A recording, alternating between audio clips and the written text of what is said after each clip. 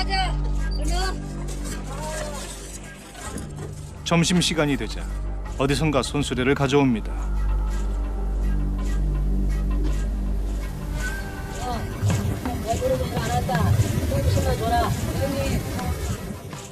잔뜩 굶주린 듯 허겁지겁 먹어대는 인부들. 그런데 저 개사료 아니야? 개사료? 충격적인 모습이 포착됐습니다. 인부들이 먹고 있는 것은 다름 아닌 동물의 사료였습니다. 서해 먼 바다에 있는 섬 수메도. 이곳은 사람이 살지 않는 무인도입니다. 그런데 뜻밖에도 그곳에 새우 양식장이 있었습니다. 관리자로 보이는 남자들이 몽둥이로 인부들을 위협합니다. 이때 한 남자가 발을 헛디뎌 물속으로 빠지고 말았습니다. 그런데 물에 빠진 인부에게 역설과 무자비한 폭력이 가해집니다. 도저히 상상조차 할 수 없는 가혹한 폭행이었습니다.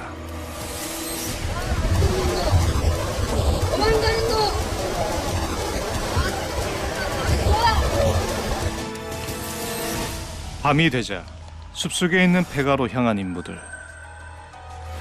그곳에서도 충격적인 광경이 펼쳐집니다.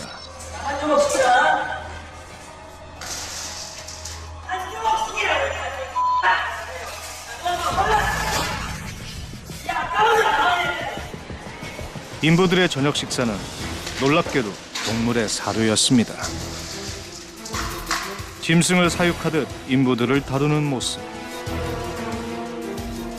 인부들이 잠이 들자 그들의 발에 족쇄가 채워집니다. 탈출을 막기 위한 것으로 보였습니다. 이들은 왜 이곳에서 노예처럼 살게 됐을까요?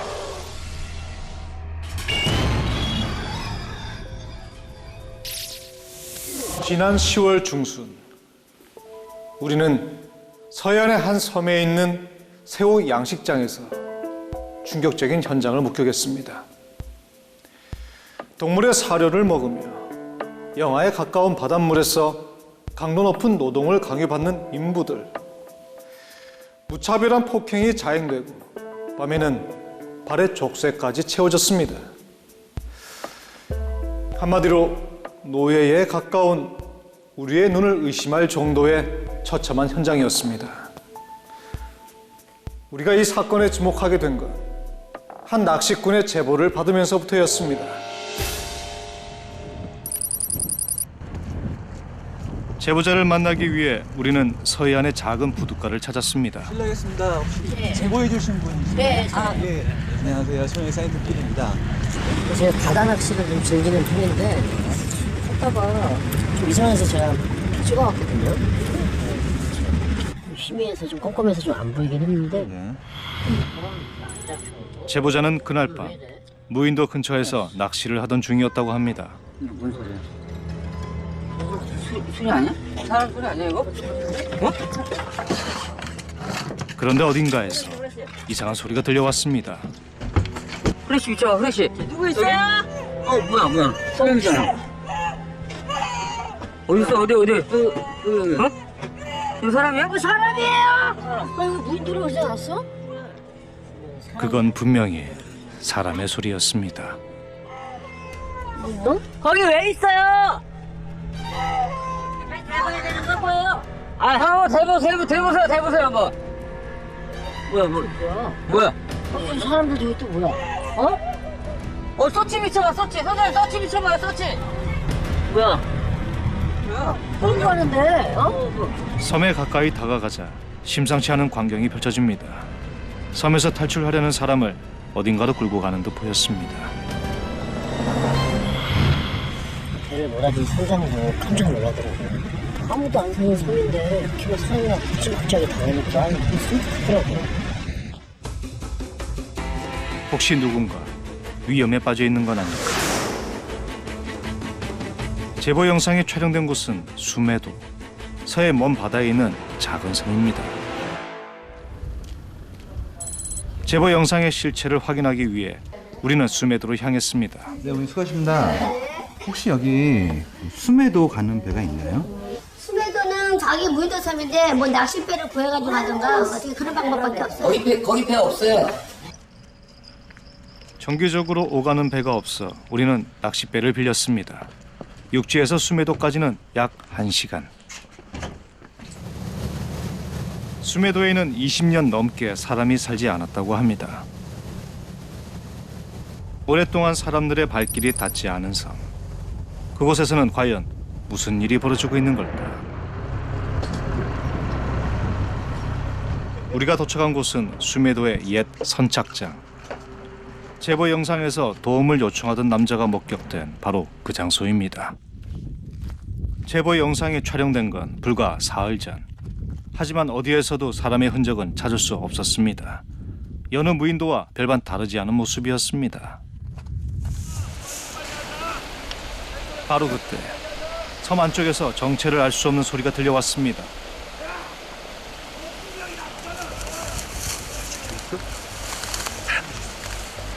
소리를 따라간 곳엔 뜻밖에도 사람들이 있었습니다. 10여 명의 인부들이 일을 하고 있는 새우 양식장. 아무도 살지 않는다는 무인도에 왜 양식장이 있는 걸까?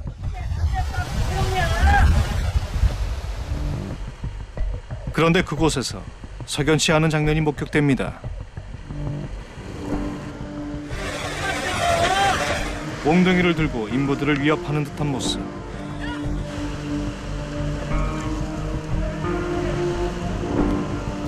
우리는 이 수상한 양식장을 좀 더 지켜보기로 했습니다. 잠시 후 박스를 나르던 인부가 발을 헛디뎌 넘어졌습니다. 하지만 그에게 잔혹한 폭행이 가해집니다.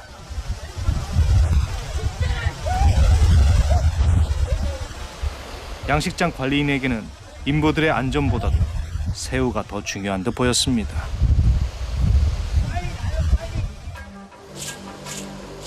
다리가 불편해 보이는 남자는 힘겹게 일을 하다 결국 물에 빠지고 말았습니다.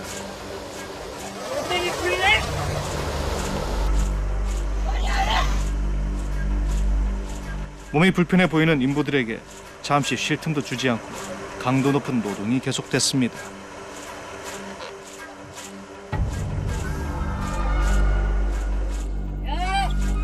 밥 먹고 가자. 그러면 점심시간이 되자 어디선가 손수레를 가져옵니다.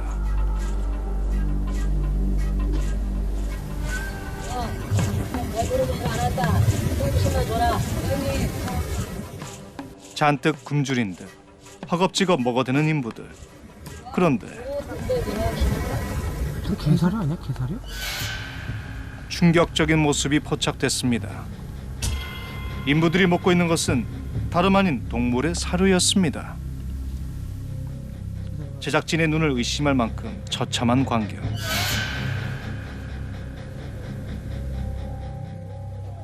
양식장 관리인들은 인부들을 마치 짐승처럼 대하고 있었습니다. 한편 관리인들의 점심 메뉴는 삼겹살과 소주. 흙바닥에 앉아 허겁지겁 동물의 사료를 먹는 인부들과는 대조적입니다. 관리자 한 명이 인부들에게 고기 한 점을 던집니다. 인부들은 너나 할 것 없이 달려들어 고기를 차지하기 위해 다툽니다. 까지마. 야, 누가 가서 놀려보자. 싸우지 말고 먹어. 네가 그렇게 좋은가 보다. 인부들을 조롱하는 관리인들. 이 모든 게 그들에게는 일상적인 듯 보였습니다.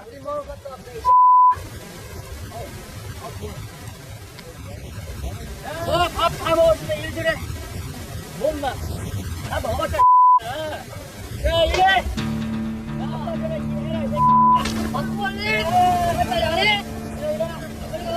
점심 식사가 끝나자마자 잠시 쉴 틈도 없이 다시 일을 시작하는 인부들. 하지만 누구 하나 항의하는 사람은 없습니다. 인권이 철저히 짓밟히고 있는 곳. 우리는 이 양식장의 실체가 궁금했습니다.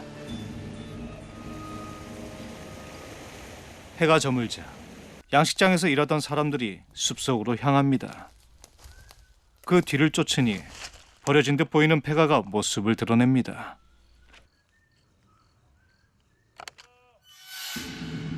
폐가 안으로 들어가는 사람들, 이곳이 이들의 숙소일까요? 수메도의 밤이 찾아왔습니다. 우리는 좀 더 가까이 다가가 지켜보기로 했습니다. 인부들이 무언가를 먹고 있는 듯 보였는데요.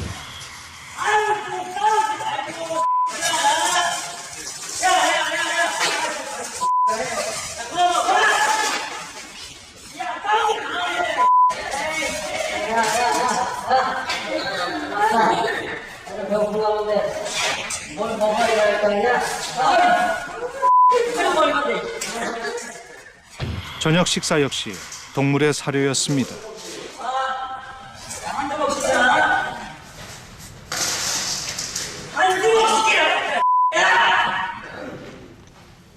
그런데 동물의 사료마저도 넉넉하게 주는 게 아닌가 봅니다. 인부들 사이에 작은 다툼이 끊이지 않습니다. 식사가 끝나자마자 자리에 쓰러져 잠이 드는 사람들. 제대로 된 침구는 어디에서도 찾아볼 수 없습니다.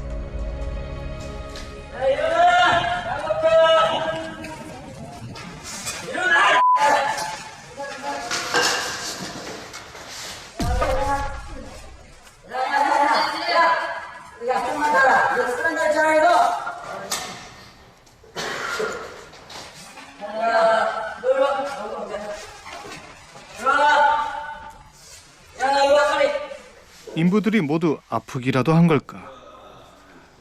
모두가 당연하다는 듯 약을 먹습니다.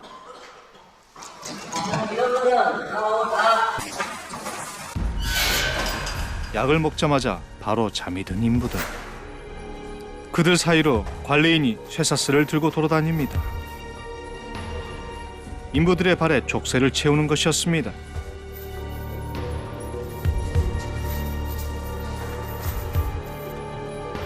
한 걸음의 자유도 허락받지 못하고 철저히 감금된 인부들. 대체 이들은 무엇 때문에 이 섬에 들어오게 된 걸까요?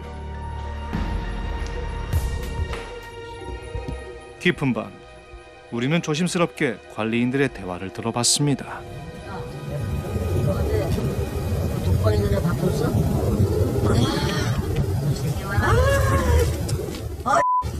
이척전에 잘 사네. 다치지 않게. 이곳 폐가에 있는 인부들이 전부가 아닌 듯했습니다.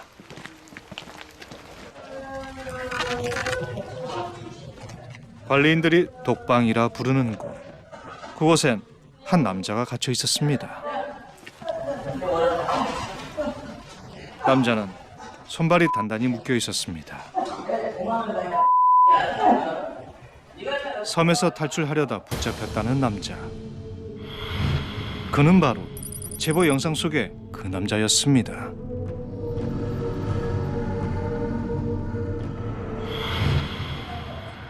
동물의 사료를 먹인 후 약을 준비하는 관리인.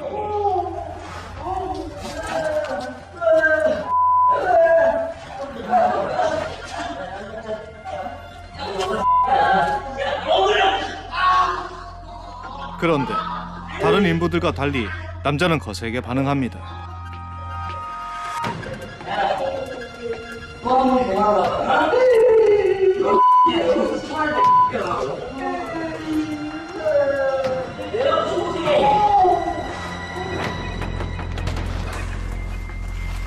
밤마다 약을 먹이는 것이 관리인들에겐 매우 중요한 일과인 듯 보였습니다.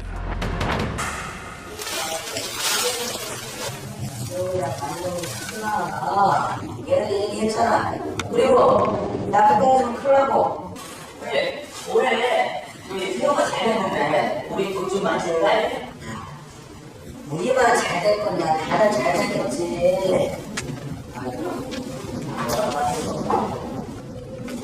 우리가 인건비가 안 나와서 다행이지만 다른 주택들 완전히 다르다. 이들은 인부들에게 임금을 주지 않는 듯 했습니다.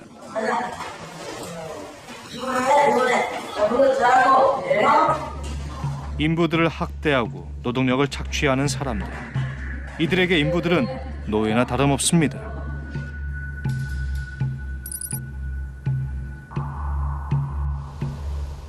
이른 아침, 영하의 쌀쌀한 날씨에도 불구하고 무인도의 새우 양식장은 분주하게 돌아갑니다.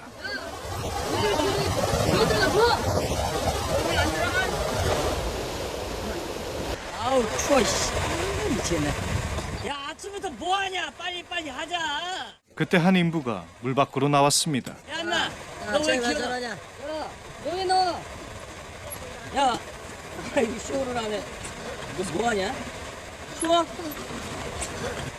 추워서 일 못하겠다는데 어떻게 하겠니? 춥다고 일 안 하면 오늘 안에 일 끝나겠냐? 추위를 견디지 못해 물 밖으로 나온 인부에게 폭력을 행사합니다.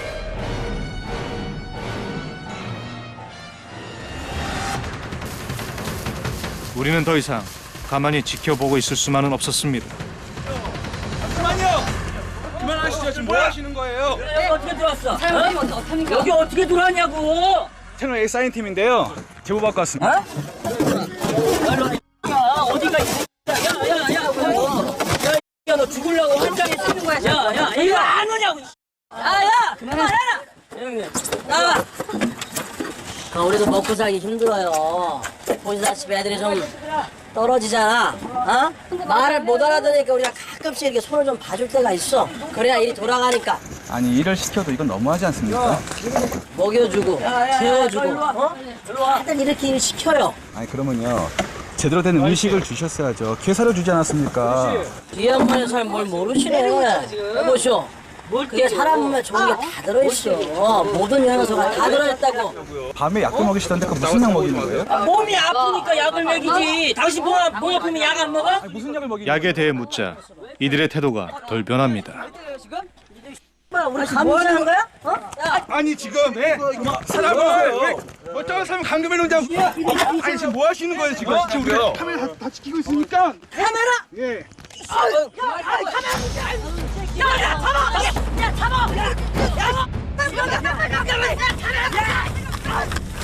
양식장 관리인들은 제작진에게도 무자비한 폭력을 휘둘렀습니다.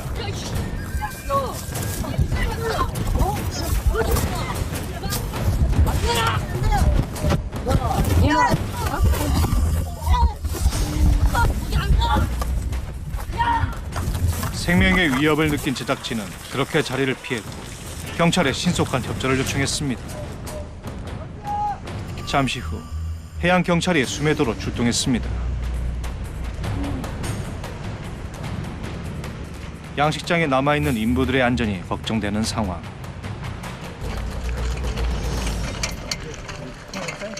제작진이 목격한 상황을 전하자 경찰의 긴급 체포 작전이 시작됐습니다.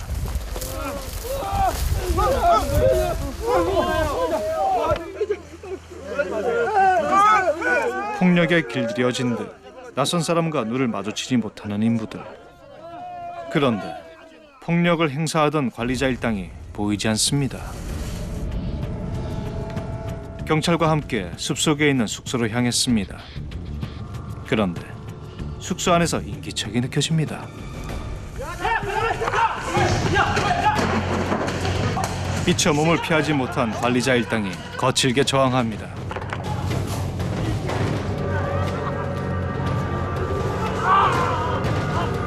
잡아!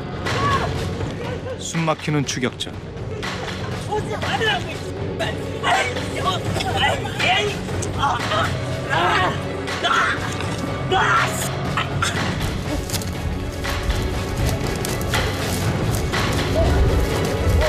경찰은 관리자 일당 3명 모두 현장에서 검거하는 데 성공했습니다.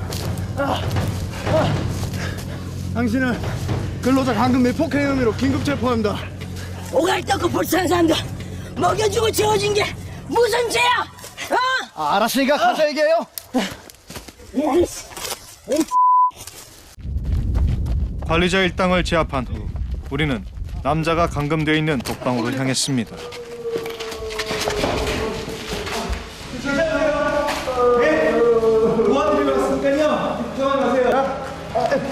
힘내세요. 섬에서 탈출을 시도했던 제보 영상 속의 남자. 손발이 뒤로 묶인 채 독방에 감금돼 힘겹고 고통스러운 시간을 보낸 듯했습니다.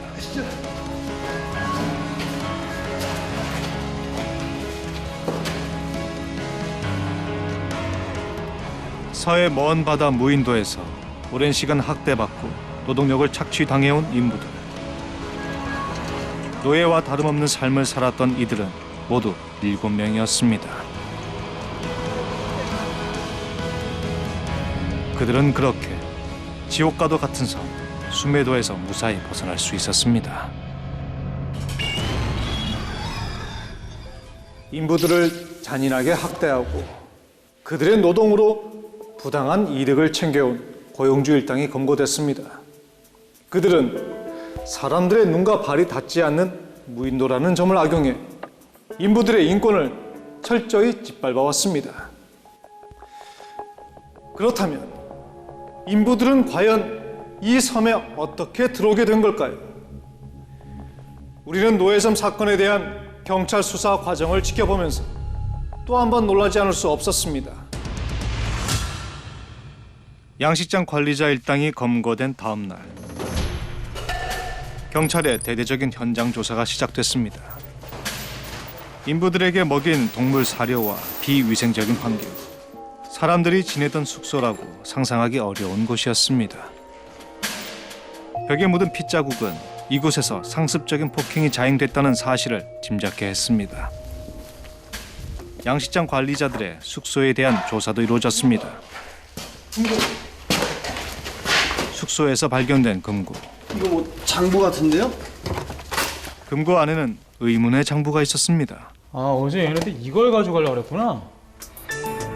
장부에는 수상한 숫자들이 적혀 있습니다.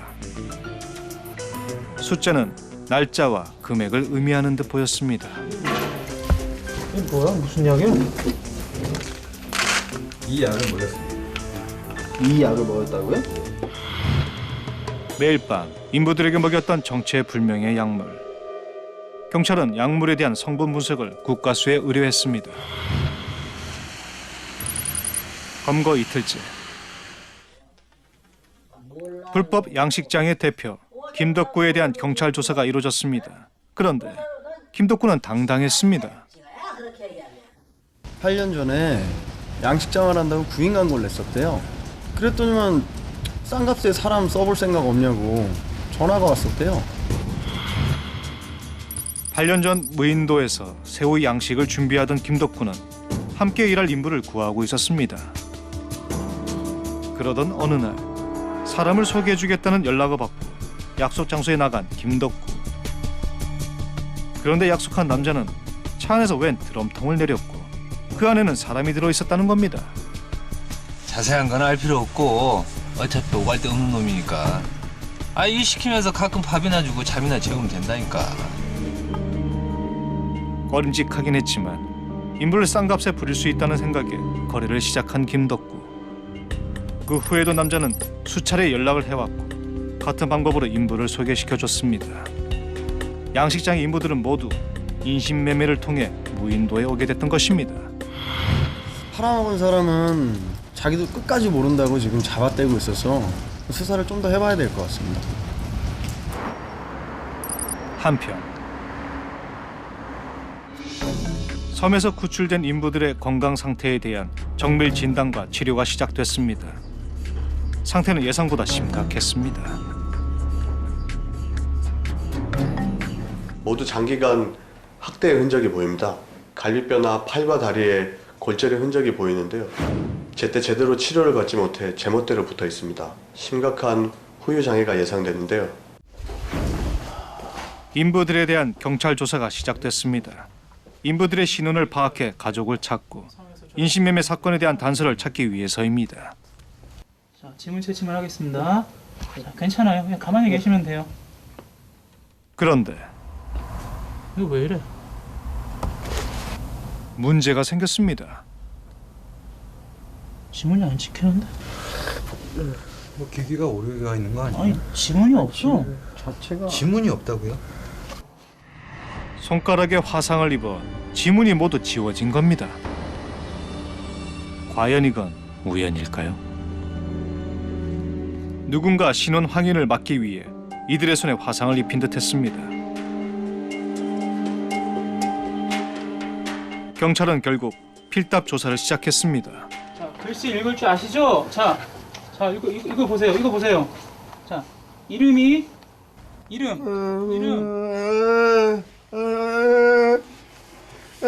예, 괜찮아요. 제가 몇 가지만 여쭤볼게요. 예? 저 아시죠? 저희 경찰이에요. 자, 이거 읽어보세요. 이름이 뭐예요? 이름 몰라요? 인부들의 지적 수준과 언어 능력은 심각한 상태였습니다. 혹시 섬에서 먹은 약물 때문일까? 약물에 대한 성분 분석 결과는 충격적이었습니다. 살충제 성분이 다량 함유된 것으로 밝혀진 겁니다. 신경계 기능을 저하시키는 성분이 있는 약물이에요.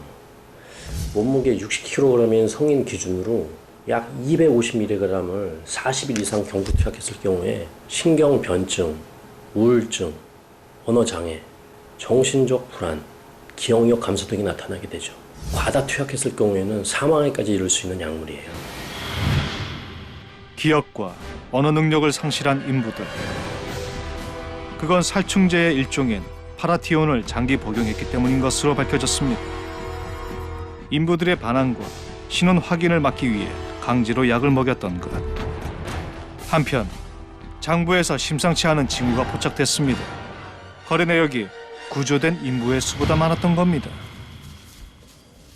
혹시 사망자가 있는 건 아닐까? 섬 전체에 대한 대대적인 수색이 이루어졌습니다.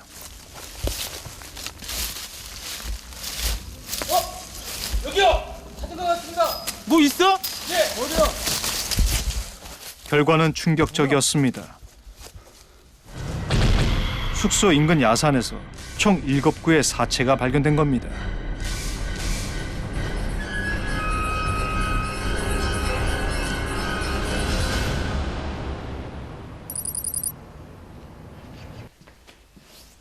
양식장 관리자들은 왜 인부들의 사체를 불법 안매장했던 걸까? 오갈 데 없는 사람들이니까.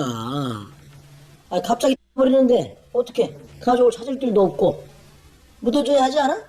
우리도 할 만큼 했어. 약물에 중독돼 건강이 악화된 인부들은 열악한 환경 속에서 사망에 이르렀습니다. 하지만 인신매매업자와 연락이 안 돼 인부들의 신원을 확인할 수 없었고 지금 가신 전화는 고객의 요청에 의해 결국 안매장을 선택할 수밖에 없었다는 겁니다. 약은 왜 먹이신 거예요? 사람들을 살 때마다 걔들이 약을 한 박스씩 줬어.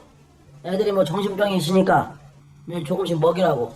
애들도 편해하고 우리도 뭐 일시키기 편하고. 그래서 매일 조금씩 먹였지. 그거 살충제던데 그거 사람을 먹이면 안 되는 약 아닙니까? 몰랐어? 그럼 그 인부들 손은 왜 그렇게 하셨죠? 그것도 몰라요. 올 때부터 그랬으니까. 당신한테 인부들을 판 사람이 누굽니까? 그것도 모르고 그쪽에서 일방적으로 전화가 왔으니까. 무인도 양식장에 사람을 팔아넘긴 인신매매범은 과연 누구일까? 그가 흘린 단서를 찾기 위해 거래가 이루어졌던 선착장을 찾았습니다. 여기는 CCTV. 선착장의 CCTV에는 인신매매 현장이 고스란히 담겨져 있었습니다. 어둠이 짙게 깔리자 선착장으로 트럭 한 대가 들어옵니다. 차에서 내리는 남자는 양식장 주인 김덕구입니다.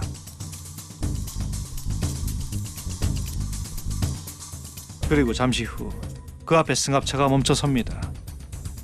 차에서 드럼통을 내리는 남자들. 이들이 바로 섬의 인부를 팔아넘긴 인신매매업자입니다. 하지만 그들의 얼굴을 확인하기는 어려운 상황. 차량 조회 결과 역시 아무런 소득이 없었습니다. 김덕구 말이 사실인 것 같고요. 뭐 차량 조회해보니까 차도 대포차고 김덕구 폰을 조회해봐도 그것도 다 대포폰이고 거래도 다 현금으로만 하고 참 답답한 상황이네요.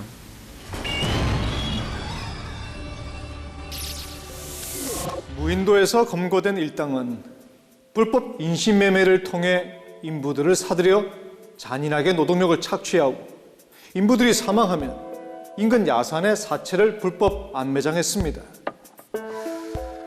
그런데 이들은 오갈 데 없는 사람들을 보살펴줬을 뿐이며 인부들을 자신들에게 팔아넘긴 사람에 대해서는 전혀 모른다고 주장했습니다. 우리를 더욱 당혹스럽게 만든 것은 노예섬 인부들의 신원 확인 문제였습니다. 장시간 약물을 복용한 인부들이 대부분 기억과 언어 능력을 상실했고 심지어 그들의 지문조차 확인할 수 없는 상태였기 때문입니다. 이토록 치밀하고 잔인한 방법으로 인신매매를 자행한 이들은 과연 누구일까요?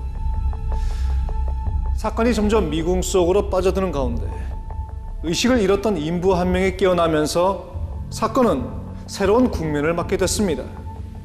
그는 바로 제보 영상 속의 남자, 섬에서 탈출을 시도하다 붙잡혔던 바로 그 남자였습니다. 섬에서 탈출을 시도하다 독방에 감금되어 있던 남자가 의식을 되찾았다는 소식을 듣고 우리는 경찰과 함께 병원을 다시 찾았습니다. 과연 그는 사건의 실마리를 제공해 줄 수 있을까? 이분 맞는 것 같은데? 저희 기억나시죠?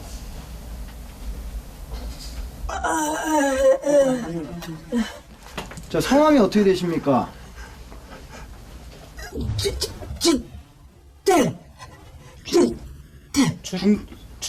중태? 주태. 아, 주태? 무슨 소리야? 주태야, 중태야, 준태야. 중태. 뭐야 이게? 성은요? 성은 뭐예요? 밥. 전에 사시던데 혹시 기억나세요?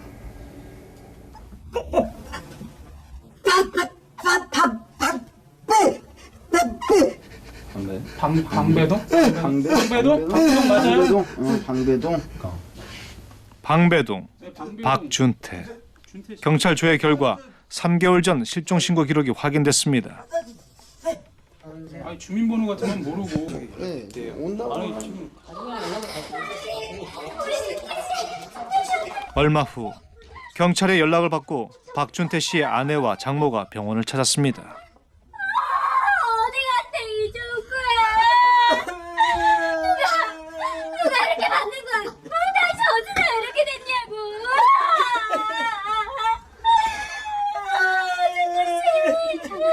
왜 이래요? 이 사람 왜 이래요? 어디서 발견됐어요? 진정하시고 일단 나가서 저희 일단 나오시죠. 일단 나오셔서 밖에서 3개월 만에 처참한 모습으로 나타난 남편을 보자 박준태 씨 아내는 오열했습니다. 네, 박준태요, 박준태. 가족은 아내와 장모가 전부라는 박준태 씨. 그는 어쩌다 인신매매를 당해 섬으로 팔려갔던 것일까? 원한을 산다거나 좀 사이가 안 좋았던 그런 건 없었나요? 없어요. 저희 신랑 공부만 한 사람이고요. 정말 순진하고 세상 물정도 잘 몰라요. 맞아요. 우리 사이는 착하고 그럴 사람이 아니에요. 저희 신랑 법도 없이 살 사람이라고 사람이 다 그렇게 얘기하고 누구한테 해코지 받을 그런 사람도 아닌데. 맞아요. 그런 사람이 아니에요. 어린 시절 고아가 됐지만 반듯한 성품의 내과 의사가 된 준태 씨. 그는 지난해 아내 최민정 씨와 결혼해 단란한 가정을 꾸렸다고 합니다. 실종되던 날도 평상시랑 똑같았어요. 뭐 아침에 출근하고 퇴근할 때 저랑 통화됐는데 근데 한참 기다려도 사람이 안 오는 거예요. 그래서 이상하게 전화해봤더니 갑자기 전화가 끊겨 있더라고요. 그게 마지막이었어요. 그 사람은 무슨 일이 있어도 병원에 출근은 하거든요. 전화해보니까 출근도 안 했다 그러고. 경찰은 박준태 씨의 실종 당시 기록을 바탕으로 수사에 나섰습니다. 그런데 실종 신고 서류를 살펴보던 담당 경찰이 뭔가 석연찮은 점이 있다고 했습니다. 이제 보통은 실종이 되면 한 사흘에서 한 15일까지는 뭐 가족들이 좀 찾아보고 그러고 나서 실종 신고를 하는데 박준태 씨는 실종 다음 날 신고가 돼 있네요. 연락이 끊기자마자 실종 신고를 하는 건 드문 경우라는 것입니다. 또 이것도 좀 이상한데? 아니 보통은 실종이 되면 어디서 실종된지를 모르니까 실종이 어디서 됐는지 찾는 게 거의 수사의 반인데 실종된 장소가 명시가 돼 있어요? 실종 장소 미상이라고 적혀 있는 여느 신고와는 분명 달라 보입니다.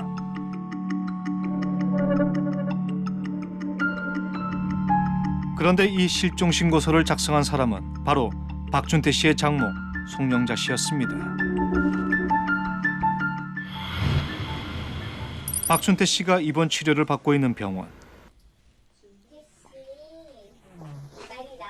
지극정성으로 남편을 간병하는 민정 씨와 달리 장모 송영자 씨는 왠지 불안해 보입니다. 엄마가 여기서 얘기해. 너 잠깐 나보라고. 아, 또 우리 엄마. 아유, 진짜 이따 갔다 올게. 또 여기서 얘기해? 안절부절하던 송영자 씨가 딸을 데리고 병실 밖으로 나갑니다. 사람들의 눈을 피해 계단으로 향하는 두 사람. 뭔가 심상치 않은 분위기입니다. 우리는 조심스럽게 모녀의 대화를 들어봤습니다.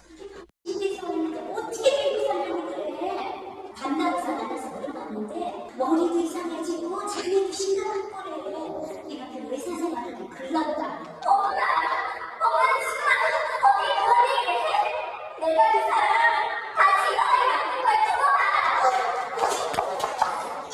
너 밖에서 거짓말을 하고 다니는 뭐가 너 계속 같이 사는 거야. 내가 얘기했잖아. 그거 안 되는 건데. 어떻게 그 말을 다 믿어? 수치를 빠져가지고. 엄마, 평생 그렇게 웃으면 안 되는 거야? 하여튼 너 절대 저 새끼를 보면 안 돼. 그렇게 하면 내가 나가 살면 되긴 해. 내가 안 살 테니까 엄마 내게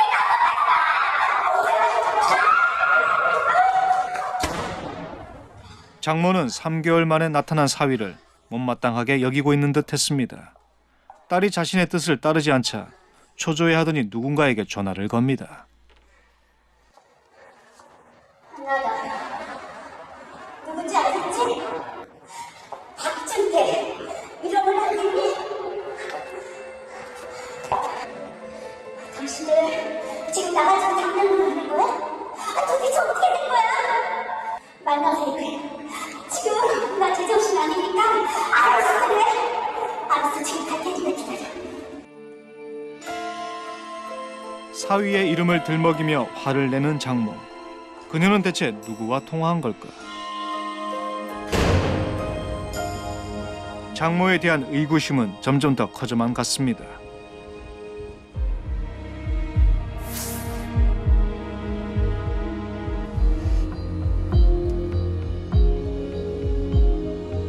우리는 장모 송영자 씨를 직접 만나 사위 박준태 씨의 실종 사건에 대해 물어보기로 했습니다.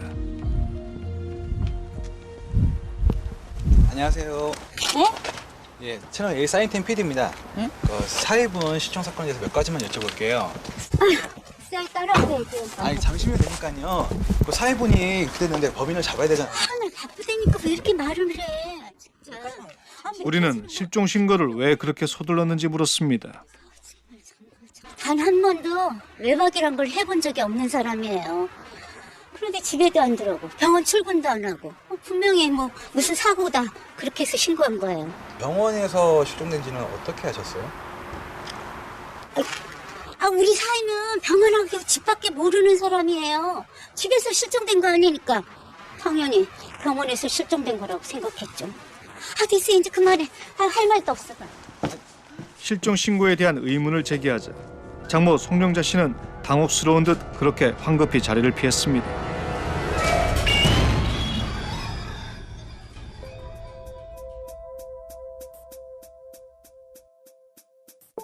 무인도에서 노예와 다름없는 삶을 살다가 3개월 만에 극적으로 가족을 다시 만나게 된 박준태 씨.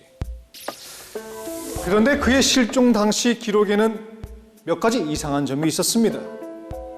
연락이 끊긴 지 24시간도 안 돼 실종 신고가 이루어졌다는 점, 그리고 실종 장소를 박준태 씨가 근무하던 병원으로 단정 지었다는 점, 이 모든 것이 일반적인 실종 신고와는 다른 점들이었습니다. 이렇게 수상한 실종 신고를 한 사람은 바로 박준태 씨의 장모 송영자 씨였습니다. 그리고 3개월 만에 돌아온 사위를 대하는 그녀의 태도 역시 뭔가 석영찮은 부분이 있습니다. 미궁에 빠진 노혜섬 사건. 우리는 사건의 실마리를 풀기 위해 박준태 씨와 장모 송영자 씨의 관계를 좀 더 자세히 들여다보기로 했습니다.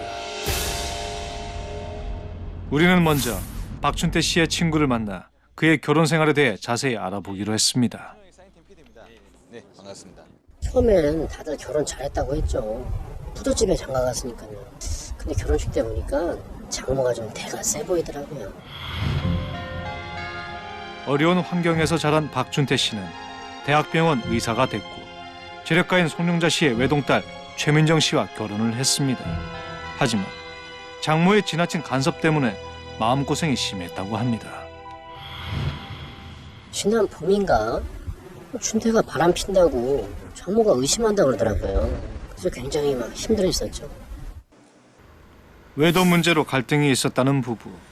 아내 최민정 씨에게 좀 더 자세한 얘기를 들어보기 위해 우리는 준태 씨가 입원해 있는 병원을 다시 찾았습니다. 엄마가 절 40에 낳으셨는데 자식이 하나다 보니까 엄마가 저한테 집착을 많이 하시더라고요. 아내 최민정 씨에 따르면 장모 송영자 씨가 사위의 외도를 의심한 건 사실이었습니다. 사위의 귀가가 늦어지면 심하게 반응한 적도 종종 있었다고 합니다. 준태 씨가 일 때문에 조금이라도 늦게 들어오면 엄마가 저보다 의심을 더 많이 하셨어요. 진짜 바람을 핀 게 아니었어요. 제가 조사를 다 해봤거든요. 오해라고 몇 번이나 말씀을 드렸는데도 도통 믿지를 않으세요. 우리는 장모 송영자 씨를 좀 더 자세히 관찰해 보기로 했습니다. 늦은 밤 수상한 움직임이 포착됐습니다. 차로 1시간을 달려 경기도 외곽의 흥미진 동네로 들어선 장모 송영자 씨. 그녀가 차를 세운 곳은 작은 사무실 앞. 그녀는 왜 이곳을 찾았을까? 우리는 가까이 다가가 봤습니다. 다툼이 있는 듯 큰 소리가 들립니다. 됐고! 니들 일을 이런 식으로밖에 못해? 알았어요, 알았어. 일단 진정 좀 하시고 좀 앉으세요. 안 그래도 그때 일 분명히 처리했는데 여기서 꺼야지. 누가 앞에서 허튼 수작이야? 빨리 다시 해. 알았어요. 제가 확실히 마무리 해드릴 테니까 그건 걱정하지 마시고 대신에 살이 추가 비용이 조금 받아요. 니들 자꾸 계속 이런 식으로 나올 거야? 내가 누군지 몰라? 야, 니들 이러면 엄연히 계약 위반이야. 왜 그렇다고 경찰에 신고라도 하시려고? 누님 안 믿잖아요. 어차피 우리 누님이 시키는 대로 한 거밖에 없는데. 네? 야, 내가 왜 니들 누님이야? 우리가 애누리 없이 실비만 아주 조금만 주시면 AX 확실히 마무리해드립니다. 야, 니네들 죽고 싶어? 똑바로 해! 안 하면 니네 죽을 줄 알아. 어? 그러니까 뭐니? 아 진짜. 분명히 처리를 했는데 일이 꼬였고 뒤처리가 필요하다. 도대체 장모는 이들에게 무슨 일을 시킨 걸까요? 주세요. 네, 우리는 연락 기다리겠습니다. 네, 조심히 들어가세요. 우리는 장모가 만난 남자들의 정체가 궁금했습니다. 사무실의 주소를 가지고 관할 행정기관에 문의해봤지만 결과는 뜻밖이었습니다. 사무에 뭘로 등록되어 있나요? 거기 심부름 센터가 등록되어 있네요. 아, 심부름 센터예요. 네. 고객이 원하는 건 무엇이든 대신해준다는 심부름센터. 그렇다면 장모 송영자 씨가 문제의 심부름센터에 의뢰한 건 과연 무엇이었을까? 이들이 어떤 일을 하는지 우리는 의뢰인으로 위장해 직접 찾아가 보기로 했습니다. 어서오세요. 어서오세요. 주시죠. 네. 무슨 일 때문에 오셨을까? 돈 때문에 저를 좀 괴롭히는 사람이 있어서요. 문제네. 아무튼 잘 찾아오셨네. 어떻게 괴롭혀 줄 수 있어요? 아, 괴롭혀달라고? 뭐 고객이 원하는 대로 해줘야지 뭐. 살짝 만들어달라는 만들어주고. 뭐 더 원하면 아무도 모르게 지도사에서 보내버릴 수도 있고. 우리야 뭐 어차피 일하는 신분센터인데 원하는 대로 다 해줘야지 뭐. 청부 살인까지 가능하다는 남자. 그는 이런 일에 무척 익숙한 듯 보였습니다. 경찰에 신고라도 들어가면 또 골치 아파지잖아요. 아, 그래서 선수가 필요한 거 아니에요. 뭐 우리 같은 사람 일 한두 번 해보는 것도 아니고. 아, 그리고 나중에 혹시라도 뭐 뒷감당 생길 일이 있으면 의뢰인은 빠지고 우리가 다 떠받으니까 상관없어요. 비용이 어떻게 되는데요? 뭐 상황에 따라서 조금 다르긴 한데 뭐 가볍게 손봐주면 뭐 그냥 한 5천 정도에서 8천 정도 잡으면 되고, 아예 조용히 보내버린다고 생각되면 그건 이제 좀 세지. 한 장에서 한 장 반은 생각을 하셔야지. 그래요? 실종됐던 사위가 돌아오자 심부름센터에 찾아가 거칠게 항의했던 장모 송영자. 박춘태 씨 실종 사건과 심부름센터는 깊이 연관돼 있는 듯했습니다. 우리는 문제의 심부름센터를 면밀하게 추적 관찰해 보기로 했습니다. 늦은 밤 심부름센터 사람들이 움직이기 시작했습니다. 비상등을 켜는데? 그들이 멈춰선 곳은 박춘태 씨가 입원해 있는 병원 앞. 차를 대고 뭔가를 기다리고 있는 듯했습니다. 준태 씨 맞지? 건너편에 박춘태 씨 부부의 모습이 보입니다. 산책을 나온 듯했습니다. 그런데 누군가와 통화를 하던 아내 최민정 씨가 남편을 두고 자리를 떠납니다. 놔두고 가면 어떡해. 바로 그때 앞에 차 움직여. 앞에. 쫓아가. 중앙선을 가로질러 준태 씨 쪽으로 향하는 심부름센터 차량. 뭐야? 낚시. 눈 깜짝할 사이에 벌어진 일입니다. 마치 짜여진 각본처럼 혼자 남아있는 준태 씨를 납치한 겁니다. 우리는 심부름센터 차량을 놓치지 않기 위해 바짝 따라붙었습니다. 빨리 경찰 신고해, 경찰. 네, 여보세요? 네, 경찰이죠? 지금 사람이 납치됐어요. 지금 저희가 쫓아가니까 정확한 주소를 다시 전화 드릴게요. 박춘태 씨의 생명이 위협받는 긴박한 상황. 심부름센터의 차량은 경기도 외곽의 야산으로 향했습니다. 우리는 조심스럽게 뒤를 밟았습니다. 그런데 드럼통 하나가 눈에 띕니다.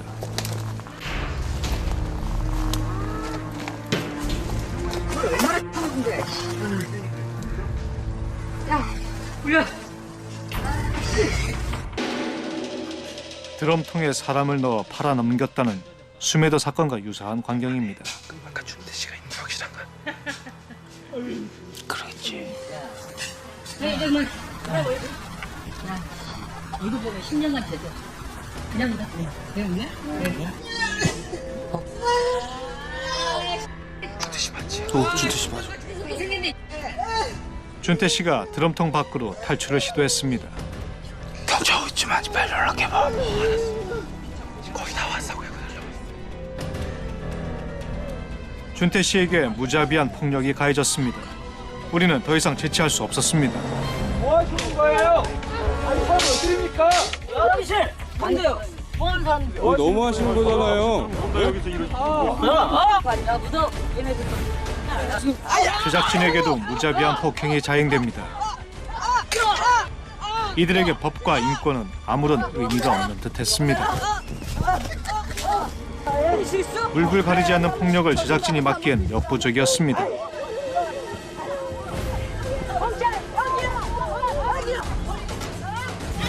하지만 이들은 경찰에게도 흉기를 휘두르며 거칠게 저항했습니다.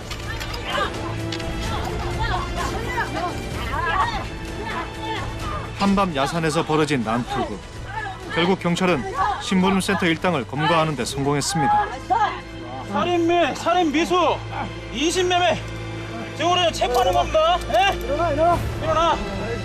그놈들이 잡아가지고 왜 너를 잡아가? 할 말 있으면 서해 가서요.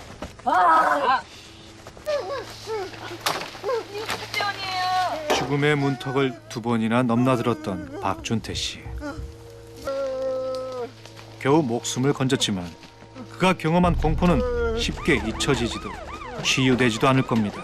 다만 이제 여기서 박준태 씨의 불행이 멈추길 바랄 뿐입니다.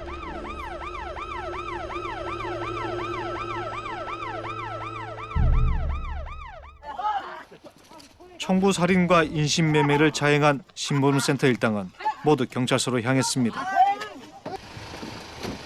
그들이 돈을 받고 팔아넘긴 소중한 생명은 과연 얼마나 될까? 불법 신보름센터 일당에 대한 경찰 수사가 시작됐습니다. 수매도에 사람 팔아넘긴 거 다 당신들이 한 거죠? 먹고 살 거는 없고 저도 먹고 살아야 될 거 아니에요. 죄송합니다. 그 사람들 다 돈 받고 그렇게 한 거예요? 그럼 어차피 돈 받고 하지. 그러면 공짜로 서비스 하겠습니까? 신보름센터 일당이 검거되면서 노예섬 사건의 전말이 밝혀졌습니다. 적게는 5천만 원에서 많게는 1억 원을 받고 사람을 처리해주던 신보름센터 대표 황종철. 납치한 사람을 어떻게 처리할지 고민하던 황종철은 우연히 새우 양식장 구인 광고를 보게 됐고 인신매매를 결심합니다. 인부들의 신원 확인을 막기 위해 지문을 없애고 약물을 먹이는 등 그의 수법은 잔인하고 악랄했습니다. 이렇게 그가 무인도 양식장에 팔아넘긴 인부는 모두 14명. 그중 7명은 이번 취재를 통해 극적으로 구출됐지만 나머지 7명은 이미 수매도에서 목숨을 잃고 말았습니다. 신보름센터 일당의 검거가 사건의 끝은 아닙니다. 살인을 청부한 사람 역시 죗값을 치러야 할 것입니다. 박준태 살인 교사범을 체포하기 위해 경찰이 도착한 곳은 장모 송영자의 집. 계십니까? 씨? 네. 당신을 박준태 씨 살인 교사 혐의로 긴거 체포합니다. 살인이요? 증거 있어요? 사위 박준태 씨를 처리해달라고 신보름센터에 의뢰하지 않았습니까? 난 털끝 하나 건드린 거 없어. 서해 가서 말씀. 아, 왜 이래? 난 아니라니까 왜 이래? 난 아니라고. 엄마 아니야. 누가 진짜 저 엄마한테 이러세요? 박준태 씨 살인 교사 혐의로 긴급 체포하는 겁니다. 예? 비키세요. 나 아니야. 아니세요? 아니야. 엄마 이게 무슨 말이야? 설마 했는데 아무렇게 사람이 어디 그랬지? 엄마가 나한테 어떻게 할 수가 있어? 너 대신하고 바람 피운 놈, 그런 대은망작한 놈을 어떻게 그냥 둘 수가 있어? 내가 괜찮은 바람피가 아니라 왜 자. 그만하시고 진정하시고 서해 가서 말씀. 사위의 외도를 의심해 끔찍한 범죄를 저지른 장모. 법과 상식을 무시한 그녀의 오만은 이제 법의 심판 앞에 서게 됐습니다.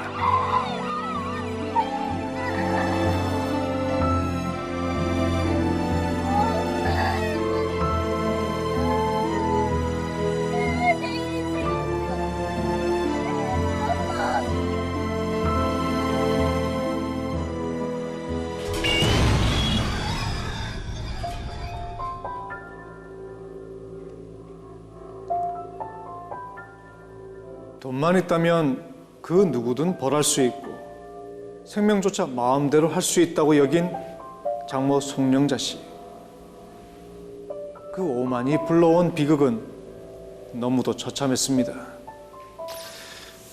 노예섬 사건의 배후에 우리가 주목해야 하는 심부름센터가 있었습니다. 현행법상 심부름센터는 특별한 허가 절차 없이 세무서에서 사업자 등록만 받으면 운영할 수 있도록 하고 있습니다. 이런 심부름센터가 지난해 말 기준으로 1,500곳이 넘습니다. 물론 모든 심부름센터가 범죄를 대신해주거나 불법을 자행하는 것은 아닐 겁니다. 하지만 인신매매와 청부 살인까지 자행하는 심부름센터가 존재하는 것도 엄연한 사실입니다. 노예섬 사건과 같은 일이 두 번 다시 반복되지 않으려면 범죄까지 대행하는 심부름센터에 대한 철저한 관리 감독이 필요할 것입니다.